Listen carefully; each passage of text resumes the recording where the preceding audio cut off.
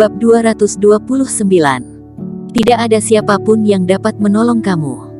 Dia ini berniat untuk membuat Dr. Pan merasakan sakit hingga meninggal. Hamley Siang kembali teringat kejadian hari itu di kota A.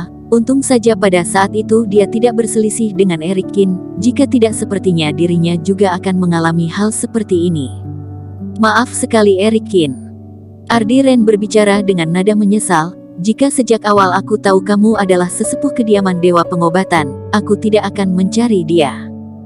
Eric Kin menganggukkan kepalanya dan berkata, pil mujarab yang kamu inginkan akan aku membantumu memintanya bila aku ada pergi ke kediaman Dewa Pengobatan. Terima kasih banyak. Ardi Ren bergegas menyalami dia. Seorang sesepuh kediaman Dewa Pengobatan bukan hanya keluarga Ren saja yang akan mencoba mendekatinya, bahkan begitu juga dengan seluruh kota B. Mungkin mereka tidak akan melirik kepada seorang Grandmaster, akan tetapi mereka pasti akan sangat menghormati sesepuh kediaman Dewa Pengobatan. Jika tidak ada urusan lagi, sebaiknya kita pulang terlebih dahulu. Eric Kin berkata. Setelah timbul masalah sebesar ini, aku rasa semua orang juga tidak memiliki niatan untuk bersenang-senang lagi, lalu mereka semua pun mengiyakannya. Di saat mereka bersiap-siap ingin pergi, pintu KTV tiba-tiba ditendang hingga terbuka. Lalu terlihat 3 orang yang sedang berdiri di depan pintu. Sialan, siapa kalian? Hamley Siang mengumpat. Pergi. Pihak lawan hanya mengucapkan kata saja pun langsung melempar Hamley Siang ke arah luar. Baru saja Ardi Ren ingin berbicara, Eric Kin tiba-tiba berteriak, dia adalah kepala rumah keluarga Xia, Robert Xia. Begitu mendengar hal ini, seketika wajah Ardi Ren pun langsung berubah dan tubuhnya membeku di tempat. Eric Kin, aku sulit sekali menemukanmu.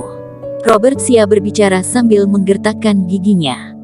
Eric Kin menyipitkan matanya berkata, tua bangka, aku tidak menyangka kamu akan sebegitu cepat menemukan aku, hal ini sungguh membuatku merasa terkejut. Robert Xia mendengus berkata, kamu sudah membunuh cucuku, hari ini aku akan mengoyak tubuhmu hingga tidak berbentuk lagi. Mereka semua boleh pergi bukan? Eric Kin menunjuk ke arah Vinola Su dan lainnya, mereka tidak memiliki hubungan dengan masalah ini. Robert Xia menggertakkan giginya dan berkata, kamu sudah membunuh cucuku, kalau begitu aku ingin membuat semua orang terdekatmu untuk menemaninya di dunia akhirat. Hari ini, jangan berharap ada satu pun yang dapat keluar dengan selamat. Seketika wajah Eric Kin pun berubah. Dia sendiri memiliki kemampuan jurus penyingkat jarak, tentu saja dia memiliki kesempatan untuk kabur bila berhadapan dengan Superior Master. Akan tetapi tidak dengan Vinola Su dan yang lain. Jurus penyingkat jarak Eric Kin tidak mungkin dapat membawa semua orang.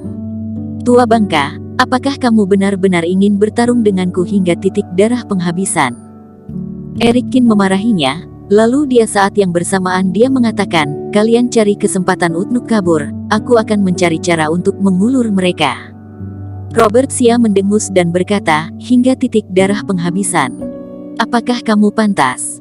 Aku beritahu kamu, meskipun Kaisar Langit datang pada hari ini, kamu juga harus tetap mati di sini.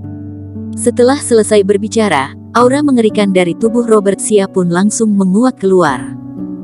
Begitu dia melangkah maju sebanyak 1 langkah, pada kepalan tangan dia timbul sebuah aura berwarna hitam. Cara ini merupakan cara yang sama persis dengan milik Jasper Xia. Rupanya benar kalian seluruh keluarga Xia merupakan orang jahat. Eric Kin berbicara dengan dingin. Ketika berhadapan dengan Superior Master, Eric Kin pasti tidak akan bersikap sungkan. Begitu dia mengangkat tangannya, dia pun langsung mengeluarkan jurus tinju sage. Terdengar sebuah ledakan yang membuat tubuh Eric Kin terbang menjauh. Meskipun dia memiliki tubuh yang sangat keras, akan tetapi ketika dia berhadapan dengan Superior Master, dia sama sekali tidak mendapatkan kesempatan apapun.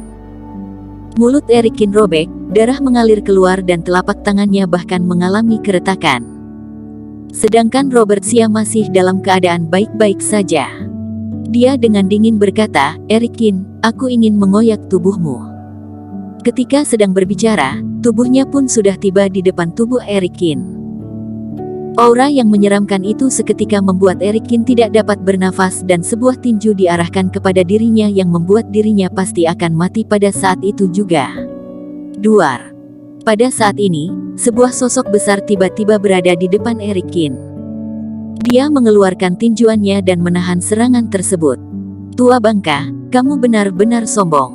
Sosok seperti beruang hitam itu berdiri di depan Erikin. Pada wajahnya terlihat bekas luka, dan meremehkan Robert Sia.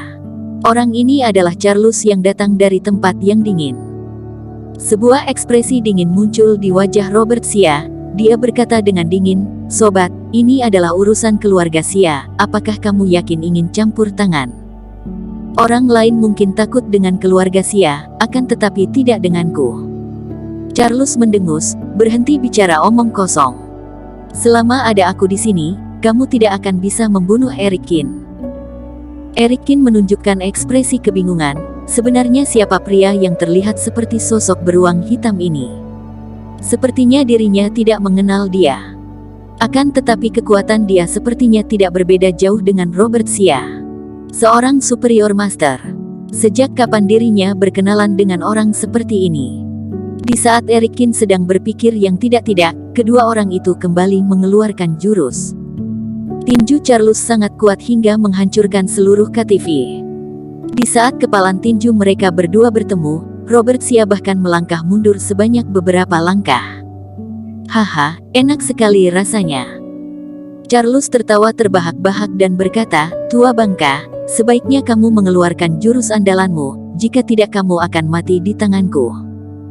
Ekspresi Robert Sia semakin dingin. Dia dengan pelan berkata, "Orang ini bukan orang sembarangan, ayo kita maju bersama-sama." "Baik." Kedua saudara dari Robert Sia menganggukkan kepalanya dan melangkah maju. Pada saat ini, Charles membalikkan badannya dan berbicara kepada Erikin, "Cepat kabur, aku akan mengulur dia, akan tetapi tidak akan lama." Dalam keadaan segenting ini, tentu saja Erikin tidak dapat berpikir panjang. Dia mengiyakannya dan langsung menggendong Finola Su untuk keluar dari jendela. Beberapa orang itu melarikan diri dengan putus asa dan mereka baru menghentikan langkahnya setelah berlari kurang lebih 10 km. "Kamu masih tidak bergegas lari." Finola Su berbicara sambil mengerutkan keningnya begitu melihat keadaan tersebut. Erikin menatap Finola Su dan berkata, "Kalian pergi terlebih dahulu. Nadia, menyetirlah ke kediaman Dewa Pengobatan, aku akan tiba belakangan." "Tuan Qin, kamu ingin pergi kemana?" Deskarman bergegas bertanya.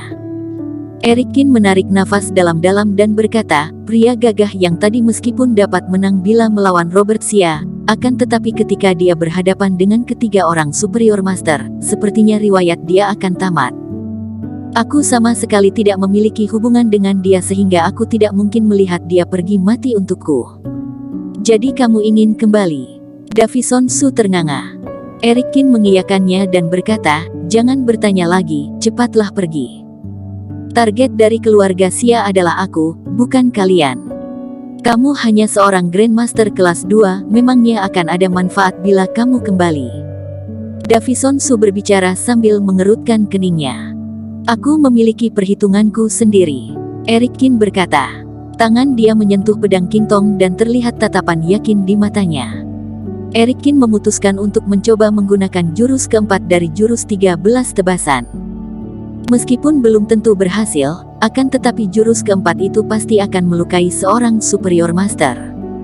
Pada saat ini Finola Su menggelengkan kepalanya dan berkata, "Kamu tidak perlu mencemaskan dia, dia pasti akan baik-baik saja. Kamu hanya perlu menjaga dirimu sendiri saja." Erikin langsung menatap ke arah Finola Su begitu mendengar ucapannya. Dia menatap Finola Su dalam waktu yang sangat panjang dan bertanya, "Bagaimana kamu bisa mengetahuinya? Apakah jangan-jangan kamu mengenal dia?" Bersambung. Terima kasih telah menonton video ini sampai akhir. Jangan lupa subscribe dan nantikan kisah episode selanjutnya hanya di Novel Story. Salam.